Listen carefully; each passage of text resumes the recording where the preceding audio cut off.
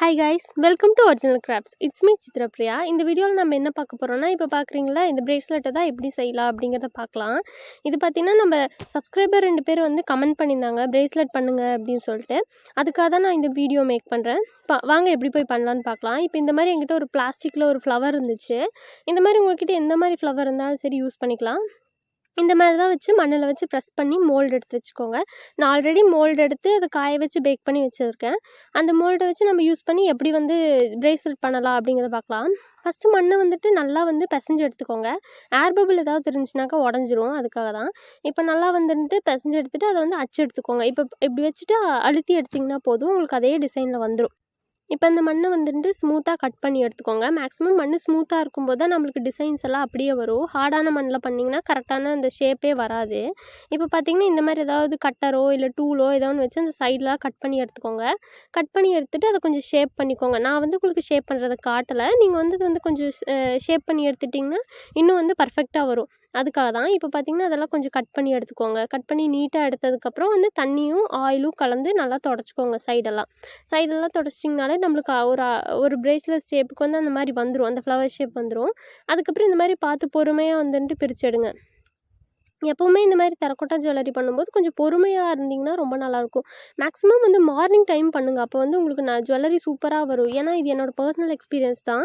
நான் வந்து evening time பண்ணும்போதெல்லாம் வந்து சரியாக வரவே வராது. மார்னிங் டைம் பண்ணிங்கன்னா ரொம்ப நல்லா வரும். அதுக்காக வந்து நீங்களும் வந்து இந்த டிப்ஸை ட்ரை பண்ணி பாருங்கள். உங்களுக்கு நல்லா வந்துச்சுன்னா கண்டிப்பாக கமெண்ட்டில் சொல்லுங்கள். இப்போ பார்த்திங்கன்னா இந்த மாதிரி வந்துட்டு சைட்லலாம் வந்து கொஞ்சம் கரெக்ட் பண்ணிக்கோங்க. கரெக்ட் பண்ணிட்டு அந்த கேப்பெல்லாம் வந்து அந்த லைனெல்லாம் சரியாக தெரியல அப்படிங்கும்போது அந்த லைனெல்லாம் போட்டுக்கோங்க. போட்டுட்டு இந்த மாதிரி வந்து கரெக்டாக பர்ஃபெக்டாக ஷேப் பண்ணதுக்கப்புறம் இந்த சென்டர் பகுதி வந்து கொஞ்சம் வந்து குழிவாக இருந்த மாதிரி இருந்துச்சுல, அதனால் என்ன பண்ணலான்னா ஒரு சின்னதாக கொஞ்சம் அந்த இடத்துல மட்டும் கீறி விட்டுட்டு ஒரு சின்னதாக ஒரு பால் மாதிரி உருட்டி அந்த இடத்துல வச்சு ப்ரெஸ் பண்ணிக்கோங்க, கொஞ்சம் தண்ணி தொட்டு. அதுக்கான கொஞ்சம் அழகாக இருக்கும்ல பூ பார்க்க அப்படிங்கிறதுக்காக. இப்போ பார்த்திங்கன்னா ஒரு ஊசி வச்சு வந்து அந்த ஓட்டை போட்டுக்கோங்க.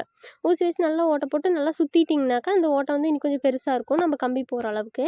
இந்த மாதிரியே வந்துட்டு உங்கள் கை ஷேப்புக்கு வந்து இந்த சைஸில் வந்து பூ பண்ணிங்கன்னா ஒரு 8, 7 கரெக்டாக இருக்கும். இல்லை இதை விட குட்டியாக இருக்குது அப்படிங்கும்போது ஒரு 10 கிட்ட பண்ணிக்கோங்க போதும். அப்புறம் வந்து ஒரு பீட்ஸ் செஞ்சுக்கோங்க. இதில் வந்து கொஞ்சம் சின்ன சைஸ் பீட்ஸாக செய்யுங்க. அந்த பீட்ஸாக செஞ்சுட்டு அந்த பீட்ஸை வந்துட்டு கரெக்டாக பார்த்து ஹோல் போட்டுக்கோங்க. இதையும் வந்துட்டு நல்லா காய வச்சு பேக் பண்ணி எடுத்து வச்சுக்கோங்க. இந்த மாதிரி வந்துட்டு நான் வந்து ஒரு 10 கிட்ட வந்துட்டு செஞ்சு வச்சுருக்கேன். இப்போ பார்த்திங்கன்னா வந்து அதை காய வச்சு பேக் பண்ணி வச்சுருக்கேன். இப்போ அது மேலே வந்து ரெட் பெயிண்ட் அடிச்சுக்கலாம்.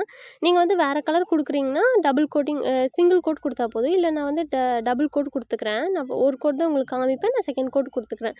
இப்போ வந்து ஃப்ரண்ட் அண்ட் பேக் சைடு நல்லா வந்துட்டு பெயிண்ட் பண்ணிக்கோங்க.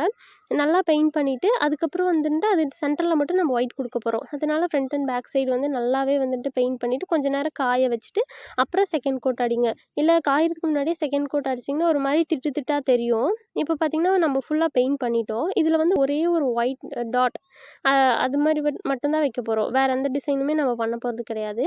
இல்லை உங்களுக்கு தோணுச்சுன்னா சின்ன சின்ன லைன் மாதிரியும் போட்டுக்கலாம். இப்போ பார்த்திங்கன்னா ஒரு ஒயிட் டாட் பண்ணிவிட்டு ஒரு 2 பெரிய சைஸும் வந்து 8 சின்ன சைஸ் பீட்ஸ் வந்து செஞ்சு வச்சுருக்கேன். அந்த பீட்ஸ் எப்படி பெயிண்ட் பண்ணலாங்கிறத பார்க்கலாம்.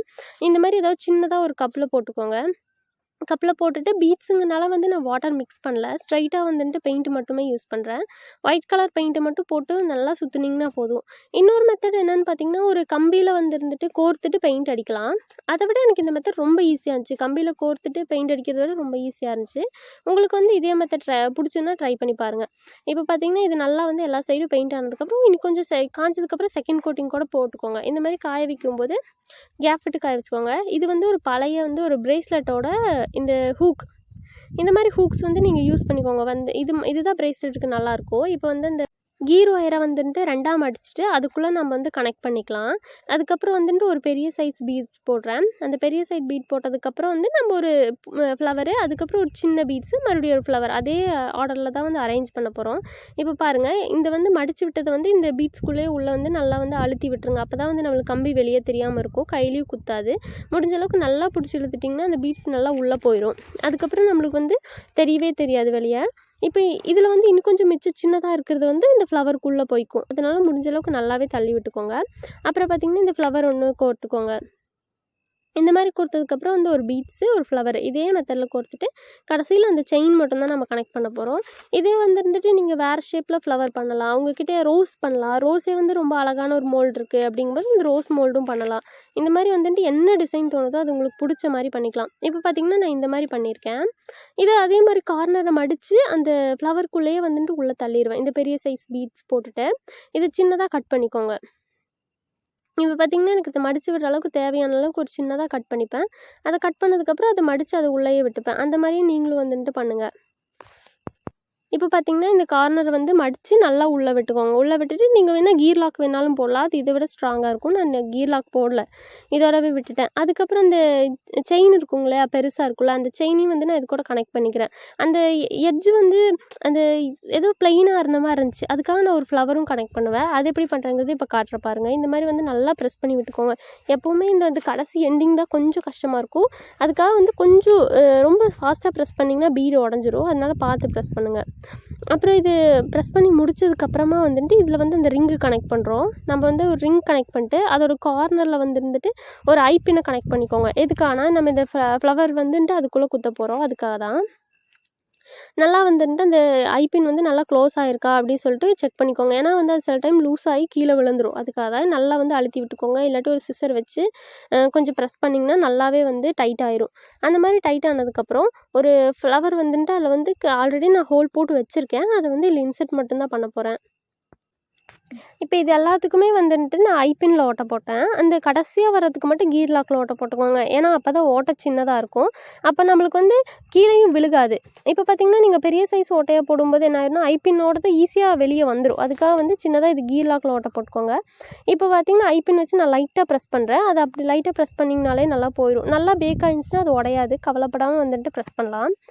இப்போ பார்த்திங்கன்னா இப்போ நம்மளுக்கு ஃபினிஷ் ஆயிடுச்சு. அவ்வளோதான். இதுக்கு மேலே வந்து நம்ம ஏதாவது வேணும்னா ஒரு வார்னிஷ் கோட் கொடுத்துக்கலாம். இல்லை இதுவே போதும் செகண்ட் கோட் வேணாலும் கொடுத்துக்கலாம். ஏன்னா எந்த பிரச்சனையும் இல்லை. வேறு என்ன கலரில் வேணால் பண்ணலாம். இப்போ இந்த பிரேஸ்லெட் பார்த்திங்கன்னா எனக்கு வந்து சப்ஸ்கிரைபர் வந்து கமெண்ட் பண்ணியிருந்ததுனால நான் இந்த மாதிரி ஜுவல்லரி செஞ்சு போடுறேன். உங்களுக்கும் நான் ஏதாவது ஜுவல்லரி செய்யணும் அப்படின்னு தோணுச்சுன்னா கண்டிப்பாக கமெண்ட் பண்ணுங்கள். நானும் இதை சீக்கிரமாக வந்துட்டு செஞ்சு அப்லோட் பண்ணுறேன். என்னையும் என் சேனலையும் ரொம்ப பிடிச்சிருந்தா மறக்காமல் சப்ஸ்கிரைப் பண்ணிடுங்க. இந்த மாதிரி ஜுவல்லரி செய்கிறதுல டெரகோட்டாவில் ஏதோ டவுட் இருந்தால் கண்டிப்பாக கமெண்ட் பண்ணுங்கள். நான் எல்லா கமெண்ட்டுக்குமே ரிப்ளை பண்ணுறேன். இந்த பிரேஸ்லெட் பிடிச்சிருந்துச்சுன்னா லைக். இந்த மாதிரி இன்னொரு நல்ல வீடியோவில் சந்திப்போம். தேங்க்ஸ் ஃபார் வாட்சிங்.